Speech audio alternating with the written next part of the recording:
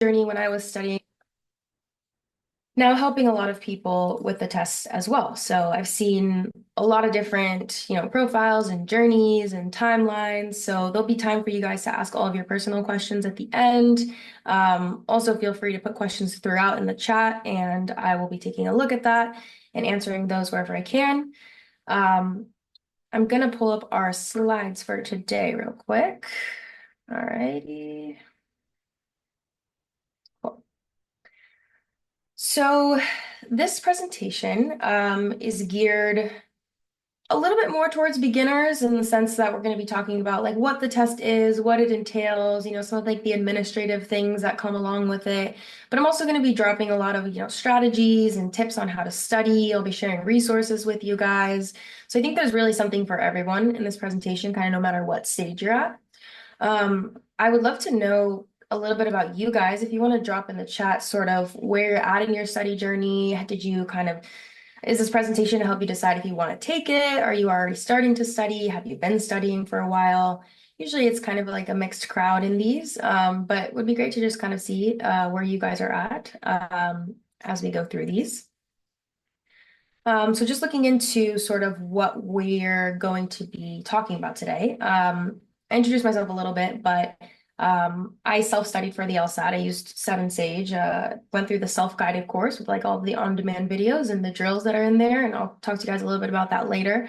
And it took me about 6 months to get the score that I wanted. I think that's like probably the minimum I would say that you want to give yourself to study for the test. People have all kinds of different timelines. I have colleagues who I think are way better than me who took 5 years to get the score that they wanted. So a big thing that I'll probably kind of touch on more in this presentation and repeat throughout is that there's no perfect timeline for the LSAT. There's no like set, thing that you should be expecting to do. Like as you start working through and, everybody has different things going on in their lives. And some of you are full-time students, also have jobs and, other responsibilities. So it really depends on kind of what the full picture is, how long it takes and what it looks like. So we'll talk about some of that in the presentation as well. We're going to zoom in a little bit on the content of the test. We're going to talk about some other things to know, like accommodations, costs, a lot of things that you'll see like on the LSAC website that might be confusing, like the different deadlines, what do certain things mean, like score preview. So we'll talk about all that, clear that up, and then we'll talk about how to study for the test, which is what I think a lot of people really want to know. So let's see. All right. So for those of you who don't know, the LSAT is short for the Law School Admissions Test. So this is the only test that is accepted by all ABA accredited law schools. So the ABA, if you don't already know, is basically the organization that or entity that accredits law schools with being able to educate and produce lawyers. They also administer the bar exam, which you take when you finish law school to fully certify you to practice law. So the LSAT is administered by the Law School Admissions Council, the LSAC. So they also take care of the whole application process. They send your transcripts to the schools. They send your scores to the schools. You're going to be submitting your applications through the LSAC website. So you can kind of think of like the LSAC as everything pre-law school and ABA as everything post. All right. I see we've got someone who just told me they're going to start studying ASAP. Awesome. So hopefully this will help you have you get a little guidance on where to start. Okay, one of the big things to know about the LSAT is that it is a skills-based test. Okay, so we are testing a set of skills. We're not regurgitating, like, it's not a knowledge-based test, right? We're not regurgitating information that we memorize. We're practicing processes and skills that are going to help us apply them to different scenarios and different question types and things that we're going to see on the test.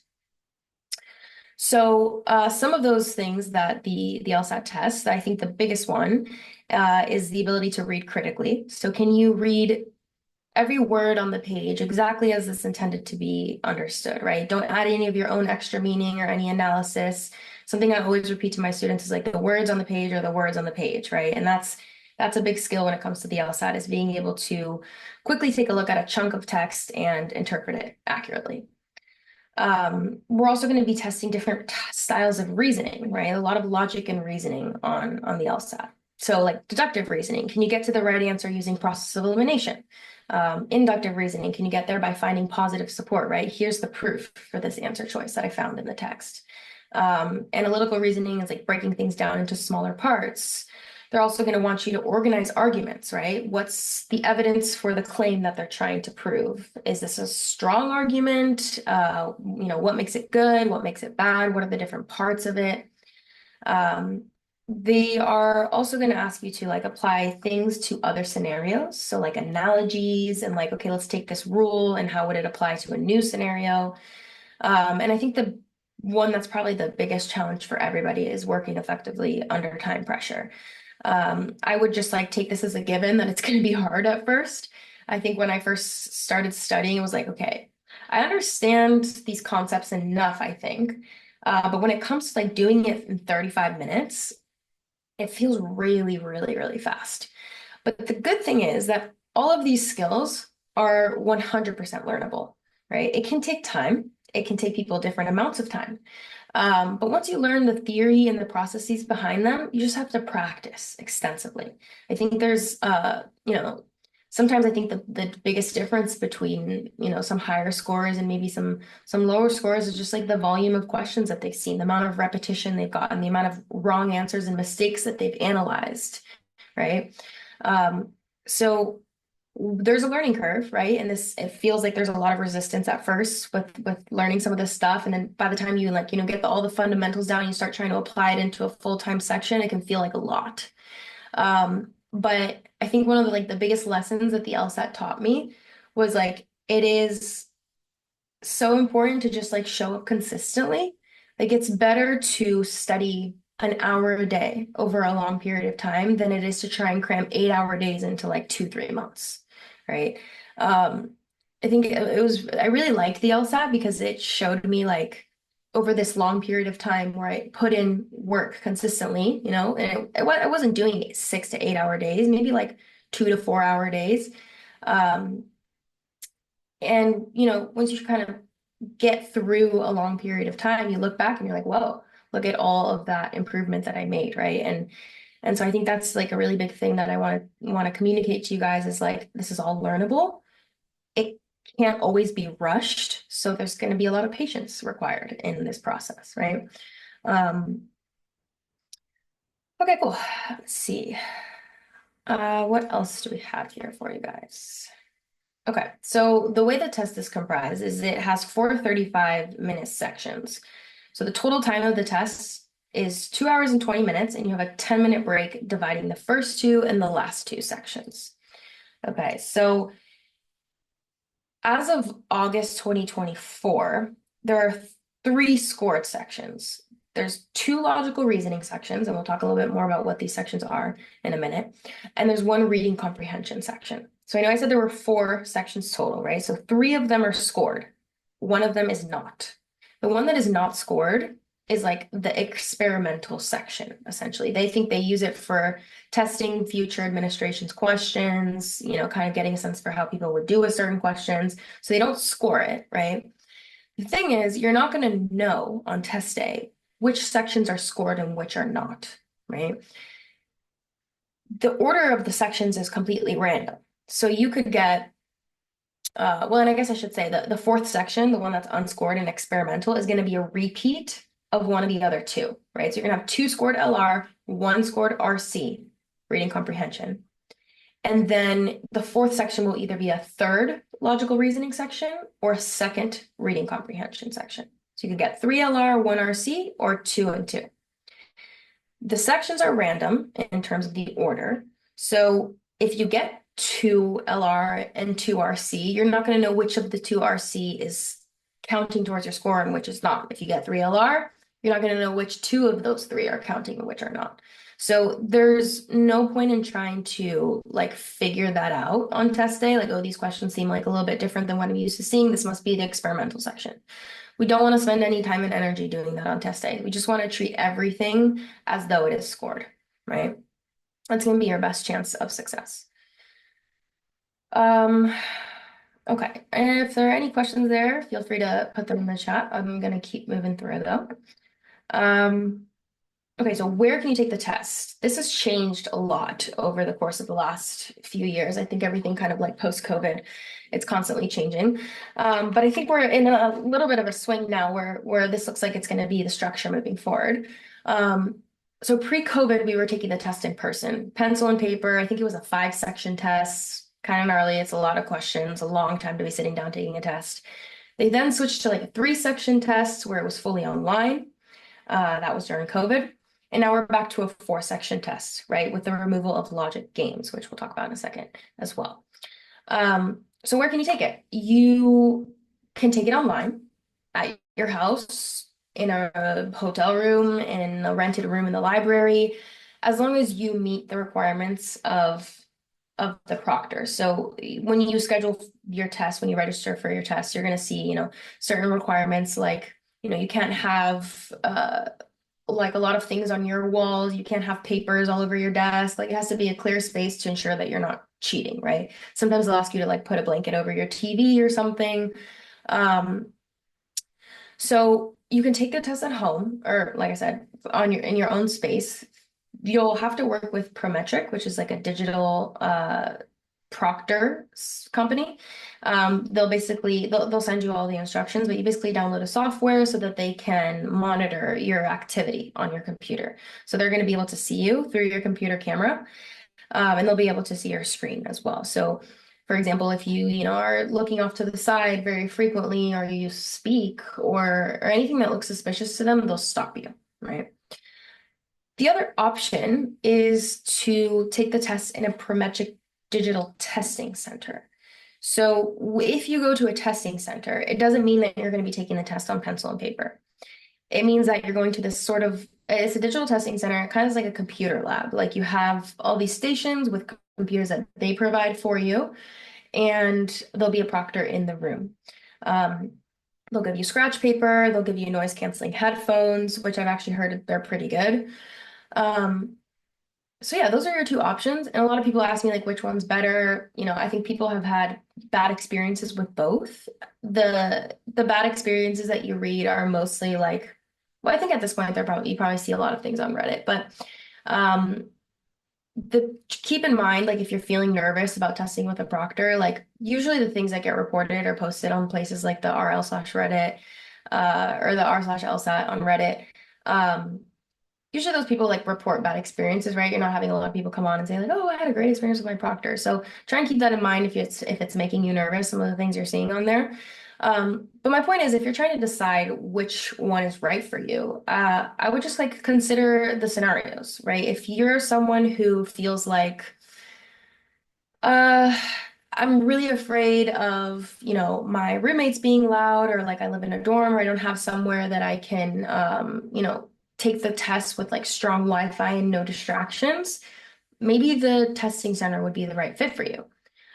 If you're someone who's like, oh, I don't want to have to get on a train or in a car or on a bus or whatever and go to a testing center and talk to a human being and like be surrounded by strangers while I'm testing, like I could prefer to do it in my own space where I've been studying, then maybe the testing at home is the right version for you. So just kind of take into consideration some of those different factors and try to choose something that you feel like you would be the most comfortable in, like it would be the most calm environment for you. So that's going to be really important on test day. Um, so there are some scheduling deadlines. In-person testing signups are going to close at 11:59 p.m. local time, 30 days before the testing begins. So I keep just like a little list. I'm going to go through some of the different deadlines today in this presentation, and I will also share the slides with you guys so you have them. But I just like keep a little list or like put them in your calendar or something to remind you like, hey, there's a registration deadline coming up, because you don't want to miss out on those. That would suck. Okay. So the test is offered 8 times a year. The official testing year begins on July 1st. So you've got your August, September, October, November, January, February, April, and June tests. That comprises a year of LSAT administrations. these are the 2024, 2025 testing dates. Um, and if you're thinking about testing even further away than that, your months are going to be the same, right? Unless they really switch it up on us. But historically, the months are always these, and it's usually like in the first or second week of the month, right? So the exact dates may change for the next testing cycle, but it's going to be around these times. So when you register for a test, say we register for the November test, right? 1 month to 2 weeks before the test date, they're going to send you an email to select your time slot. And I know 1 month to 2 weeks is like kind of a wide range, but they haven't been like super consistent in when they send those emails out. So just kind of be keeping an eye on your inbox in that range of time, right? Because it is first come, first serve. So you want to try and get that test time that you're hoping to test in. You want to be just super aware of that. Have your notifications on, and be looking out for that email. You're going to be able to select a time between 7 a.m. and 8 p.m. Eastern. And international test dates are a whole different thing. So if you're located outside of the US, Canada, or Puerto Rico, then you're going to have different test dates, right? And the test itself is a little bit different.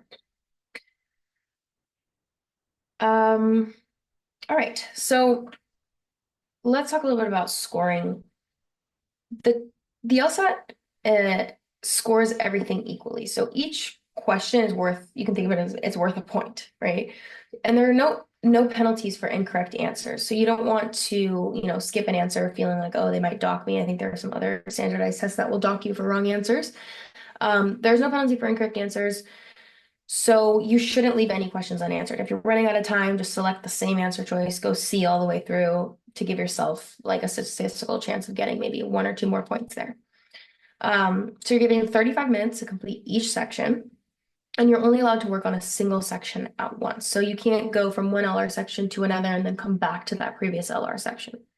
What you can do is jump around within a section, and that's something that you probably should do. So think about it this way, like if we have a tree with a bunch of fruit on it, like I don't want to spend time trying to reach like the highest fruit on the tree and like waste 10 minutes trying to get that apple at the top of the tree when there are all these apples here at the bottom, right? I want to go grab all the easy ones as fast as I can and then grab the next set of easy ones as fast as I can. So the time that's left over at the end, I'm spending that like reaching for those hard apples, hard to reach apples, but I'm only using like the smallest amount of time for that, right? So because all of the points, because all the questions are worth the same amount of points, you want to be really careful about how you allocate your time. So how does that look in practice? It's skipping questions.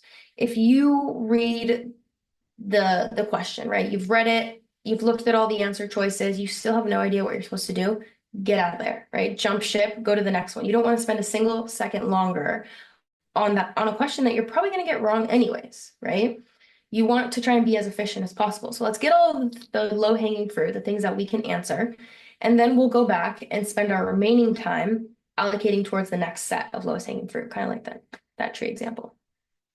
Another example we use a lot is like sacrifice the tree to save the forest. That's what we mean by like skip a question, right? We're trying to get the best score we can on the section overall. So if we have to sacrifice a couple trees, that's okay. We're trying to save the whole forest, right? On the actual test, on the like digital test taking platform, you'll be able to flag questions. So if I'm going through, right, maybe I get to question 6 and I'm like, ooh, this is like not registered. I'm not like comprehending this. Like flag it, skip it, right? Maybe I've skipped a handful of questions. I get to the end of the section and I have 6 minutes left. Well, I'm going to go back to my flagged questions and see what points I can pick up. All right. So let's take a look at the sections now. The first section we're going to look at is logical reasoning. So the logical reasoning section is the one that's repeated, that's scored twice, right? So we have 2 LR and 1 reading comprehension. So each logical reasoning section will have 25 to 26 multiple choice questions. They're all going to have this short paragraph at the top here that we call the stimulus. They're all going to have a question stem, what we have here. If the statements above are true, which one of the following must also be true? That's what tells us what they want from us, right? And then we have our answer choices. There are always 5. So question types are going to include asking us to like identify argument structure, to look for flaws or loopholes in different arguments. What are some assumptions that are being made in the argument? Can we identify a parallel argument, like an argument that has a very similar structure to the one we're seeing in our stimulus? And it's a lot of reading, right? It's going to test your ability to like quickly and accurately interpret these arguments and these statements. And then to reason, to discern whether it works, identify what's wrong with it, how can you strengthen it, how can you weaken it, right? So I want us to look at this question here first. I didn't hear from anyone who was already studying, so I'm gonna go ahead and take the lead on this one. The question stem is usually what we read first, right? I want to know what I'm supposed to do before I get into this like stimulus paragraph, right? If I'm supposed to go in and weaken this, I want to know that ahead of time, right? So that I'm reading with more purpose. Another tip that I always tell students, because I think something that's really hard for people is like engaging with what you're reading, like reading actively, because a lot of it's really boring. So a lot of it's really boring, a lot of it's really convoluted. Sometimes it's just like hard to keep interest and like when you're reading a book and you feel like, oh, I gotta go back to the beginning of the page because like I didn't comprehend or I didn't even like register anything that I just read. That can happen a lot in the test. So some things to help with that. Anything that can help you read actively. So like something that works a lot for a lot of my students is like reading everything as though it's the hottest gossip ever, right? Like the axis of Earth's daily rotation is tilted with respect to the plane of its orbit at an angle of roughly 23 degrees. Wow. That angle can be kept fairly stable only by the gravitational influence of Earth's large nearby moon. Okay, so the moon's important, right? You want to have reactions to what you're reading. The moon's really important. We really need it. Without such a stable and moderate axis tilt, a planet's climate is too extreme and unstable to support life. Okay, so we really need this axis tilt. We really need the moon for the axis tilt, right? Because we want to support life, right? So, okay, moon seems really important. Mars, for example, has only very small moons. Okay, so what? Do they not have a stable climate? Well, it tilts at wildly fluctuating angles and it cannot support life. Okay, so what do I take away from this? The moon's super important, right? And the question wants me to say, what else must be true on the basis of these facts, right? If all of this stuff is true, one of these things has to also be true, right? It cannot be false.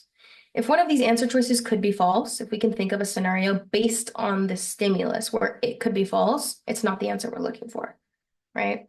So a must be true question is a very strong question type, right? It wants us to look for facts that follow from a set of facts. So this is not an argument, right? It's just a set of facts.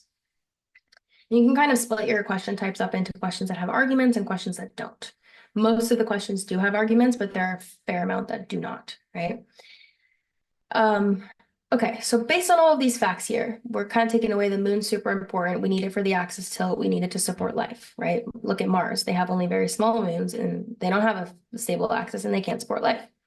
So what has to be true based off that, right? We want to just go in and analyze each answer choice and ask ourselves, does this have to be true or could it be false, right? Some types of questions, maybe the ones that have arguments, for example, like I want to assess the argument a little bit before I get into the answer choices. I want to think to myself, okay, well, what could be wrong with this argument, right? If I'm strengthening it, let me think about what's wrong with it. So when I go to the answer choices, it's easier for me to identify which one of these would strengthen it. With something like this, we don't know what they're going to say, right? Sometimes it kind of flows into a very obvious answer. But in this case, I mean, maybe the obvious answer is like the Earth needs the moon, right? But we're not entirely sure how they're going to phrase it. We're not entirely sure what they're going to choose. We just have to decide if it's supported or not. Does it have to be true? So I just want to go in and look at each of these and eliminate, right? So answer choice A. If Mars had a sufficiently nearby moon, Mars would be able to support life. Okay, so if Mars had a sufficiently large nearby moon, Mars would be able to support life.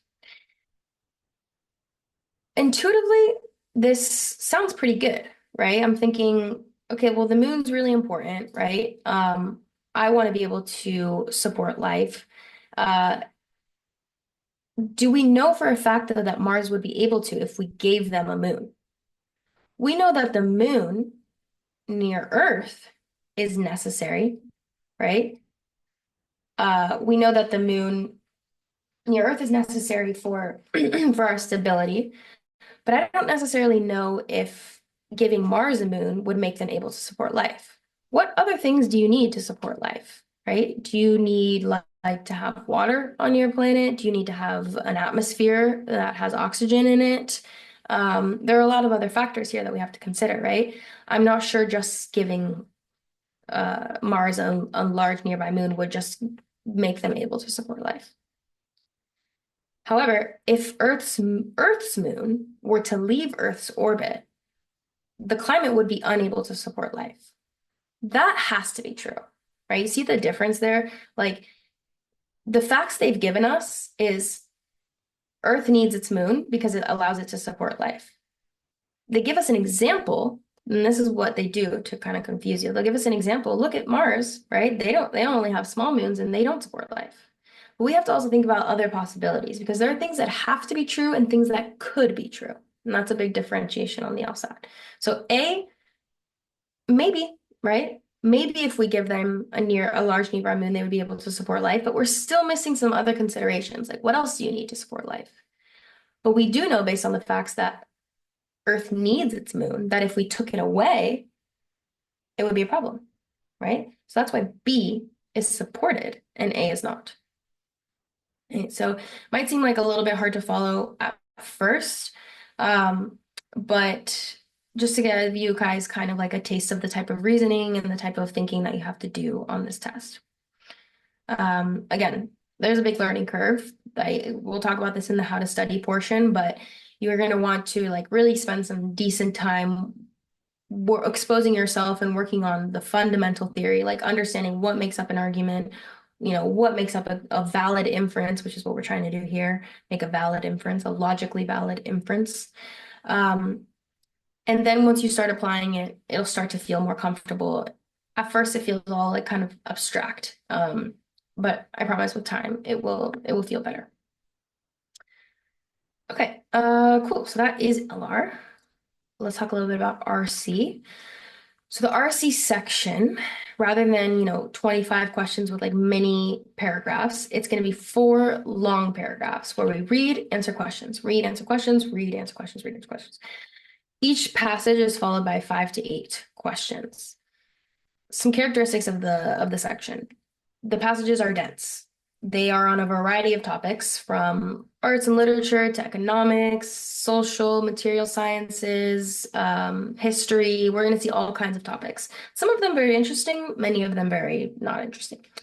And they tend to be very dense, convoluted, a little bit hard to understand, right? Many of them are very hard to understand. One of your passages is going to be comparative. So instead of having one long passage, you're going to have a mini passage A and a mini passage B, and they're going to ask you questions about both. They're going to ask you to compare the two, differentiate between the two. They're going to ask you questions about like, what's the main conclusion, right? What's the main idea? What does the author think about this? What's the author's perspective on X, Y, or Z? Which one of the following would the author agree with? They're going to ask you to make inferences based on what you read, right? Two big things for the RC section. To combat this convoluted language and these dense passages, we want to adjust the way we read.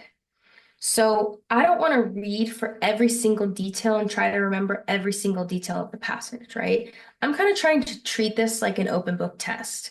So I want to have a really clear idea of what the main idea is, what the author thinks, and sort of like what the structure of the passage is.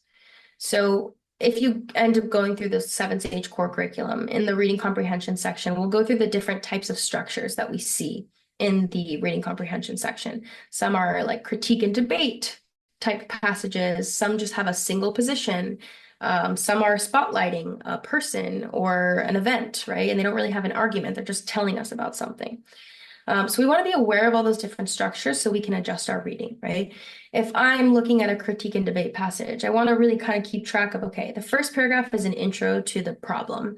The second paragraph is like the first group's view, right? The political theorists think X, Y, and Z. The third paragraph is, our author counteracting that opinion. And the fourth paragraph is our author's main point, right? Maybe he agrees, even though he thinks there are problems with it. Maybe he just fully agrees. Maybe he thinks it's all wrong and he has a completely different point of view.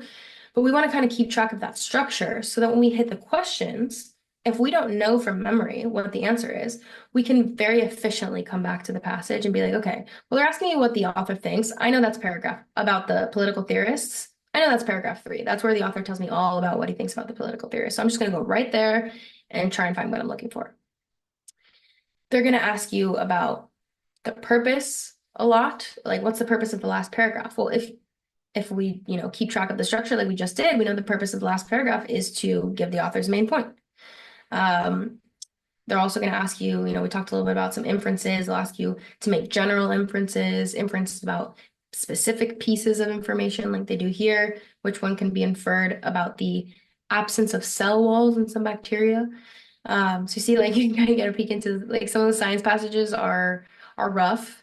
But as you continue to like train that skill of like reading for structure, knowing what to look for in terms of like author perspective and some keywords, like it will become a lot easier and you'll end up doing, maybe passages on the biology of water bugs with all these crazy life cycles and feeling pretty lost, but you've been able to keep track of the structure and you can answer the questions using the passage, right?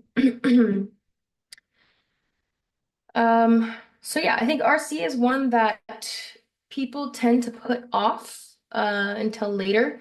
I think people either tend to think like, oh, I'm a good reader, I don't need to focus on this as much. Or, I'm kind of just dreading this section and I want to deal with it later. I think just putting in like a little bit of time as in your practice, like making sure that you work in a little bit of time for RC into your studies earlier will help you get used to the style of reading and the style of answering questions that you are expected to do on this section. Again, there's like a learning curve. I always say like you eventually will start feeling better when you really understand what the test writers want from you. That's why it's really important to understand like what the different question types want from you and like have a strategy for them, right? For inference questions, for example, I treat them, I go straight to process of elimination with inference questions, right? In my first round, I get rid of things that I very strongly know are not right, right? There are usually 2 or 3 really like this is, taking it too far, or the author never discussed anything like this. Like I know confidently that these are wrong. In my second round, I use the passage to eliminate or prove the answer choices that are left. So if I have like A, C, and D left here, and like I know where in the passage A is talking about, I'll just go to A first. I'll go to that part of the passage and see if it's proven or not. If it's not, I eliminate A. If it is, I choose A and I move on, right? I don't even look at the other 2 because I found proof. So having a strategy for each of the different types of questions and really knowing what they want from you in both sections is kind of the point where you're going to start feeling like, okay, I got this, right? There are always going to be challenging questions, of course, and things that give you trouble, but that's a really big thing to focus on, is having strategy for question types. Let's just check the chat. Okay, no questions. So scoring, the reported score is probably what you guys are all used to hearing about and seeing, people say like I got a 165 on the LSAT. That's the reported score. It goes from 120 to 180. The raw score is how many questions you actually get right. And the percentile rank is where you kind of land in comparison to the other people who took the same administration as you. So if I get a 73 raw score on my test, I get 73 questions right. What I get as my reported score is really going to depend on the curve of that test, right? How did other people do? That's why we have these like ranges here, because it's not perfect. The numbers are approximate. I could get 73 questions right on one test and get a 174. And maybe on a harder test where a lot of people didn't do as well, maybe it gives me a 177, right? It kind of depends. But yeah, you can kind of think of these as ranges. And as you start taking practice tests, you'll get a better sense for it as well. Okay, so into some of the administrative stuff, and important things to know. There are limits on taking the LSAT. So within a 5-year period, you can take the test 5 times, right? That's the period in which LSAC reports scores to law school. So if I took a test now, 6 years from now, I want to apply to law school. Unfortunately, my score is no longer valid and I'm going to have to retest. If it's within that 5-year period, I can retake it up to 5 times. There's also a lifetime limit. So I can only take it a total of 7 times in my life. So even if this 5-year cycle repeats, it doesn't mean I get 5 new tests, right? I still have 2 more to take. So you want to be really careful about taking official LSATs when you're not prepared, right? Some people will be like, oh, I'm just going to take the June test to see how I do, and then I'll study more. Not the best idea, right? Because that's going to go on your record, it's going to go to schools. And yes, it's true that law schools will, for the most part, look at your higher score. But if you have already in mind that like this is just like a see what happens and I'm definitely going to take it again thing, take a proctored practice test, right? Like we do free proctored practice tests every Saturday with like a free 7Sage account. You can go on and, have that experience of a full proctored test, right? Don't waste an official administration for something like that. You really want to take the test when you're scoring within the range that you hope to test on the day, right? So if I really want a 165, like make sure that my last like handful of practice tests are like at or above that number. Then I can more confidently expect a test in that range or a score in that range, right? Um, okay, so some things that you're allowed on test day, it's pretty strict, but you are going to be able to use 6 blank sheets of paper, which is more than enough. Before we had 5, I think, and that's when the logic games section was still around. Um, I actually didn't even expand on that, but the logic games was a third section that used to be in the test up until very recently. And they had to remove it because of a disability lawsuit, which makes sense. People who were sight impaired couldn't diagram because the section required a lot of diagramming to, make logical inferences about certain scenarios. Like they'd say, if the deliveries happen on Monday, Wednesday, and Friday, and they cannot happen on the same day as the bread. Like that's kind of, they would give you a scenario and then you have to like diagram out these kind of game boards or maps and try and make inferences. Um, but it's gone now because yeah, sight impaired people can't make the diagram, so they're a huge disadvantage. Um, so my point was when we had that section still in the test, I think we had 5 or 6 sheets of blank paper as well, and it was still more than enough. So now with LR and RC, don't stress that you're not going to have enough paper. It can be lined, unlined, or graphed, and the page dimensions are just 8.5 by 11 max. So just like any regular printer paper, notebook paper would work. You're going to have your ID. It has to be a valid government issued ID. If you're taking the test at home, they're going to ask you to just like show it in the camera to, confirm your identity before you test. You can have one or more writing utensils. So you can have regular pencils, mechanical pencils, ink pens, and you can have an eraser, but you can have mechanical erasers or erasers with sleeves. These are all things to just like prevent cheating. You can have a pencil sharpener and you can have earplugs, but they have to be those like generic foam earplugs. They can't be like fancy with string or anything like that. That one I'm not sure why, but that's the rule. In the testing center, you'll be assigned a test station. They'll give you the computer, they'll give you the noise canceling headphones, and they'll give you all the materials that you need for your test. I would take writing utensils anyways, just because I think, I don't know, it can be nice to have those, and especially if they're ones that you prefer to use. Okay. So this is an important aspect to talk about. The LSAC has a variety of accommodations available to people who need them. So there are 2 types of accommodations, disability and financial. Disability accommodations are for students with learning disabilities or any other type of disability that could impair your ability to perform to your potential on the test, right? The requirement for getting these approved is you're going to have to go into the LSAC website and apply. There's a form that your medical professional has to fill out, certifying that you do have this disability and making a recommendation for your accommodations. So you can get extra time, 1.5 time or 2 times on the section. You can get extra breaks. Some people get stop-start breaks. Some people get pen and paper testing. So if you feel like this could apply to you, you should definitely look into it. I know there's like a lot of talk out there about people being mad about accommodations, but that's bogus. They are there for a reason. They're there to level the playing field. Um, if a person who has a disability and needs an accommodation is scoring in the 150s, and once they get their accommodation is scoring in the 160s or the 170s, it's because they're performing to their potential, right? Not because they're cheating. So if you feel that this applies to you, you should definitely apply. There's no shame in it whatsoever. It's there for a reason. Um, Another thing that you have access to is the LSAC fee waiver. So if you feel that you need economic assistance to pay for the various costs that are involved in taking the LSAT and applying to law school, which there are various, you should apply for a fee waiver. And if you don't get it, you should appeal. I know I have colleagues who, I was a fee waiver student, and I have colleagues who are also fee waiver students. I have one who didn't get it the first time and appealed and like sent them a bunch of bills and was like, look, I can't afford to pay for life and the LSAT, and ended up getting her fee waiver granted. So yeah, you should definitely apply for that if you feel like you could qualify.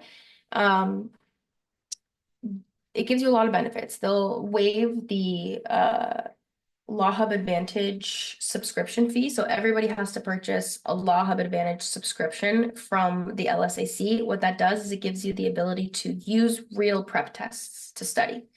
Any prep test company that you sign up for, whether it's us, whether it's Blueprint or PowerScore or whatever, you're going to have this Law Hub Advantage to access the test prep material. It's like a licensing fee, and it's $120 a year. I think that might be in a later slide, but LSAC fee waiver waives that price for you, or that cost for you. They'll waive test administration costs. They'll give you some free applications, I believe. It really depends on like what level of fee waiver you get, but it will help a lot with some of those financial requirements. There are also various discounts out in the world for fee waiver students. So I know like at 7Sage, for example, you can get our live subscription, which is basically like our self-guided course, our analytics and testing platform, and our daily live classes, which are awesome and really fun, for $1 for the whole year. So that was key for me. That was the original reason I ended up going with 7Sage. I'm so glad I did because it was such a great resource for me. But yeah, if you have a fee waiver, 7Sage only costs you $1. Okay, and yes, make sure another deadline. Make sure that you request your accommodations prior to the last day of registration. So that's like a month and a half out of each test, which is why I say like put these things in your calendar. Like when I gave you guys the slides at the end here, like go through and put these things in your calendar because you really don't want to miss out. It would really be a bummer if you don't get the accommodations you need, or if you get charged extra for missing a registration deadline, stuff like that. You want to just try and avoid. Okay, so here are the costs. We talked about the Law Hub Advantage is $100, $120 for the 1 year subscription. That just went up. I think it used to be 110 or 115. Each test registration is going to cost you $238 unless you have a fee waiver. If you want to change your test date, there are deadlines. So if you do change your test, say I'm signed up for the November test and I'm like, I'm not ready, right? I'm not scoring where I want to be scoring. I don't want to waste an administration. So I am going to reschedule, right? I'm going to take the January test instead. Make sure you do it before the test registration deadline if you don't want to be charged. If you do it up to 10 days after, so the day of until 10 days after, you're gonna have to pay $135, which is a lot. And 11 days after, it's $238. So it's like almost paying for a second test, right? Well, it is paying, it's like paying for a second test. So make sure you're on top of these deadlines, kind of keep checking in with yourself as you're studying. Am I ready for my test date? Do I want to take this one? Do I think I want to be ready, or should I push it back? And the last thing on here is the score preview. So if any of you have registered for a test already, you'll have seen this option to purchase a score preview. You have to pay for it. It's $45 if you sign up before the first day of testing, and if you sign up during a specified period after testing concludes, it's $80. Essentially, what it gets you is the ability to see your score before canceling it. So, like, you can see your score and then cancel. It's still going to show up on your record as a cancel. So, anyone can cancel an LSAT, right? It just has to be before scores come out. So, if I take the November test and I'm like, that was not good. Like my dog was barking the whole time. Like I ran out of time. I didn't answer 10 of the questions on two of the sections. Like I know I bombed it. Like that was not how I normally do. I was really stressed. The anxiety got to me, whatever it is. If you feel strongly like I don't want it, I will want the score on my record, you can cancel it and it'll show up as a cancel on your record, but the score won't be there. If your score comes out and you didn't purchase score preview, you have to keep it. Right? So what it's giving you is the ability to see it before canceling. It's either way going to show up as a cancel on your record. So if that's important to you and you can afford the extra cost, then by all means go for it. But if it's not like really within your range, I wouldn't worry too much about it. I don't think it's like a super important I don't say like, oh, everyone has to get score preview, right? Um, so yeah. I'll send, like I said, I'll send you guys the slides and all of these things are linked so you can go and read more information about them. Okay, so the long-awaited how to study. Um, First and foremost, the most important thing, at least to me, is to determine your priorities, right? So we know people who take the LSAT, we know people who go to law school. I personally spent a lot of time on Reddit, which I think is not the best idea. There are a lot of like not professional people on there giving opinions that shouldn't be. And it can really mess with your head, especially comparing yourself to other people. So determine what your priorities are. Like, what kind of law do you want to study? Where do you want to go? What city do you want to live in? Like, what would be ideal schools for you? Okay, well, go look at their test mediums, right? Go see how the people who get into that school are doing on the LSAT and set your goals to accommodate that specifically, right? You don't have to get a 99th percentile score if that's not part of what you're trying to go for in your education journey, right? If that's not necessary, then don't kill yourself for that score, right? Obviously, if you personally want that score for different reasons or whatever, obviously go for it. But determine what your priorities are, not what other people are saying or what other people think. Then you want to take a diagnostic test, right? This is a test you do no studying. It's just to give you a baseline, to give you a starting point. From there, you're going to create your study plan. If you're using 7Sage, you're going to go through the core curriculum, which is our self-guided course. From A to Z, we take you through all of the fundamentals that you need to know for the test. Not only like, what to do for each question type, but like even before that, like general theory. Then we apply it to question types. Then we apply it to testing strategy. So by the time you kind of finish that core curriculum, you should be in a really good place to begin practice. And this is where you want to start getting in this kind of rinse and repeat of steps 5 through 7. You're going to take a practice test. You're going to analyze your mistakes very deeply. You're going to learn from your mistakes as much as you can. You're going to write down what you did wrong, how you can avoid making the mistake in the future. You're going to watch all the explanation videos and try and really understand the errors that you made. And then you're going to plan a week of study where you are drilling those mistakes. You're working on getting repetition on those weaknesses. You're going to take another test, analyze, reevaluate, drill your weaknesses. Take another test, analyze, reevaluate, drill your weaknesses. Go back to the core curriculum if you need to review certain fundamental concepts. Come back, drill, test, review, drill, test, review. So that is what a general study journey looks like. I am going to put in the chat for you guys now a couple of different resources. So on here, we have the slides for today. We have a discount page that you guys are welcome to use for different 7Sage services, a link to talk to someone at 7Sage if you want to figure out what would be like the best resource for you. And we also have this really awesome students study plan document that I want to show you guys really quickly, and then I will take questions. Okay, where'd it go? Here we go. I don't think that's the right one. Sorry, give me 1 second. There we go. Okay, if you guys can't see this, let me know. But this is a document that you guys can come to whenever you want. You can copy it. You can make like a free Coda account. Coda is the platform we use for like all of our resources. You can make a copy of it and have and edit it for yourself and like make it your own. But there's a welcome page that kind of guides you through all the different resources that are on here and how to use it. There are some links to some of our old free live class recordings, but you can also join any of our free live classes weekly. We have one on LR, one on RC, one on how to make a study plan. We have admissions free live classes. So there are a lot of awesome free resources on the 7 Safe website.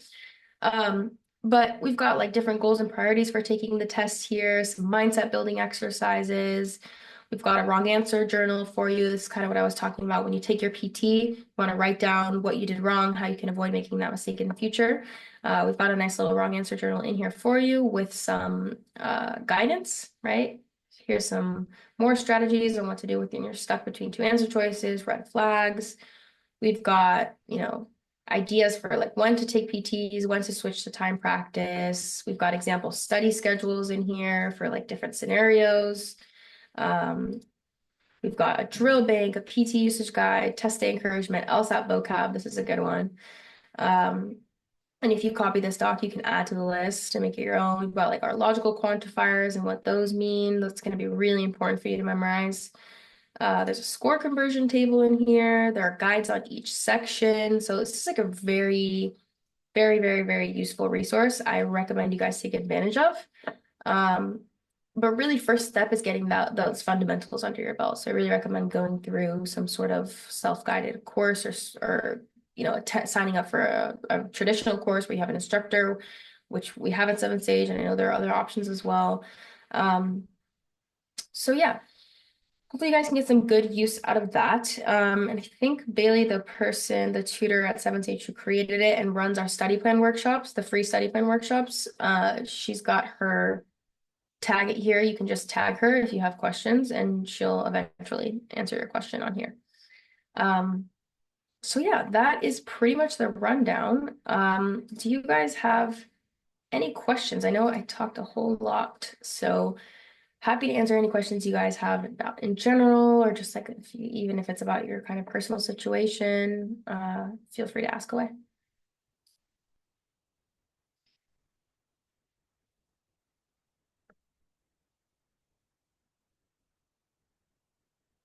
Yeah, Sophia. Hi. So the Seven Sage core curriculum that you go through first, how long does that take? I think it takes anywhere from 1 to 3 months, depending on your like other responsibilities. Like I think it took me about a month and a half, and that was the part of my study where I was doing longer days. Um, I think for students, yeah, that I see it's anywhere between 1 to 3 months, just depending on how much time you can dedicate. But when you do go onto the 7 Sage website, there's like a little study schedule builder, where you can put in your like desired test date and it'll tell you how many hours per week you need to put in to get through the videos. There are also like timestamps on all the videos so you can see how long they take, same for the sections. But yeah, 1 to 3 months is the general timeline.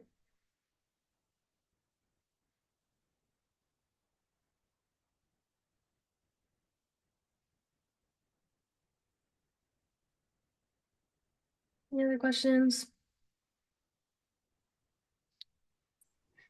Sorry, I had a question about like how far, because I just started to get into some of my like actual classes about like legal studies stuff. Do you think it's like too early to start practicing for the LSAT or like studying and What all that? what year of school are you in? And do you want to go directly to law school or do you want to take a gap year? So I definitely want to go directly to law school. I'm basically like finishing up my sophomore year. Okay. I mean, I don't think like I think too early is like, can it be too early? I don't know. I think that if you want to start kind of dipping your toes into things, it's like a good time to start. Um, but I would say if you want to go straight to law school, you need to apply in the fall of your senior year. So you're going to want to take the test in the summer going into your, so maybe like towards the end of your junior year, you would want to start studying. Okay, great. Thank you so much. Yeah.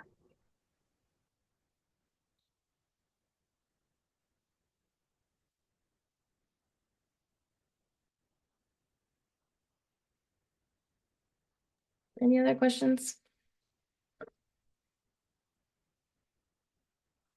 Yeah, Sophia, what's up? Does Seven Sage offer like live tutoring sessions?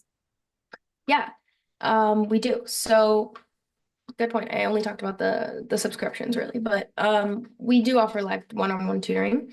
That is definitely an option. I'll show you guys really quick actually. Might as well. I'll show you the Seven Sage website. Um, and also we give 30% off tutoring for fee waiver students as well. So that's another thing. But essentially you have tutoring, we have in-person and virtual courses, we have admissions consulting, and we have our subscriptions.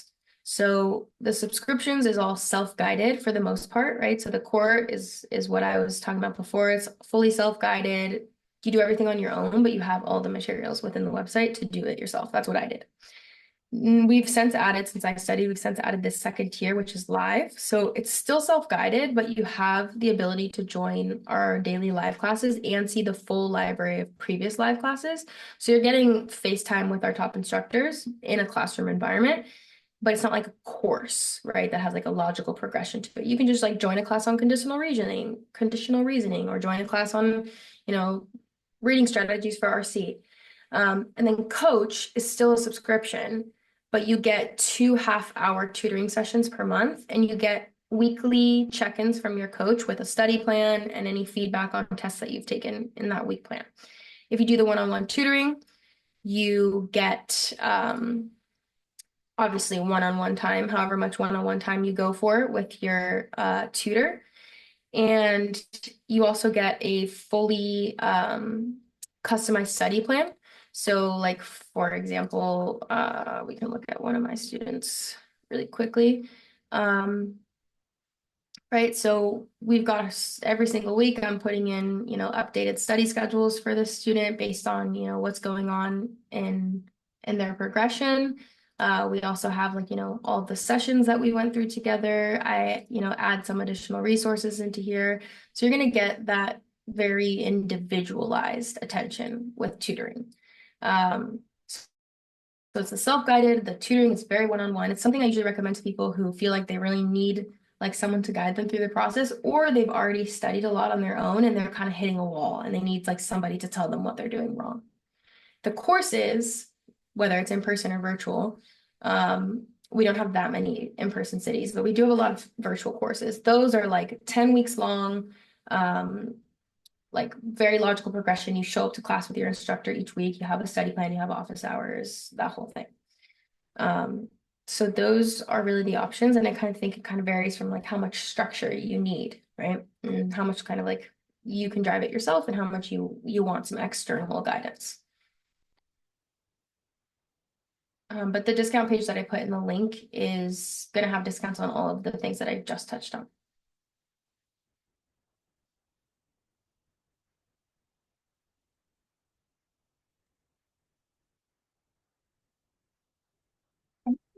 Thank you so much, Valentina. That was super informative. And I'm glad we had a good turnout and lots of good questions. Does anyone have any final questions or comments?